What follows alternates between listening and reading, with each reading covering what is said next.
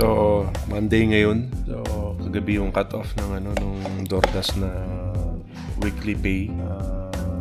Pakita ko yung kinita ko nung last week kung magkano yung kabuuan. So, bali 344.06 yan, yung kinita ko last week.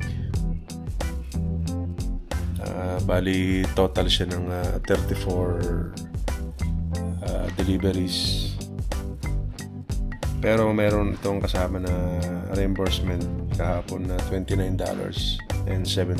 So bali binigyan ako ng DoorDash incentive or pay adjustment na $53.69. $53.59. Ang DoorDash tip ko is $78.80. Tapos ang DoorDash pay ko is $182.50. Tapos yun nga, meron akong reimbursement na $29.07.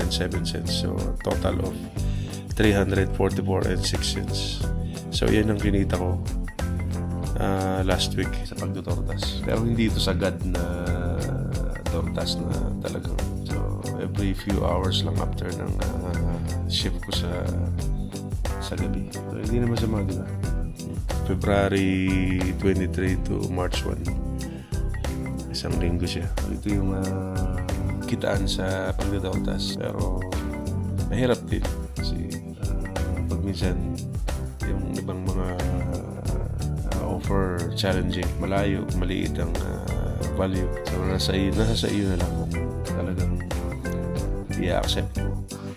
Kung ipo-full time na trabaho mo to, medyo challenging kasi naka-base ka sa offer. Siguro marami rin tao na nagpo-full time sa DoorDash dahil yung freedom nila sa time, walang boss. So yun nga lang, mawa-worn out yung sasakyan. So yun lang.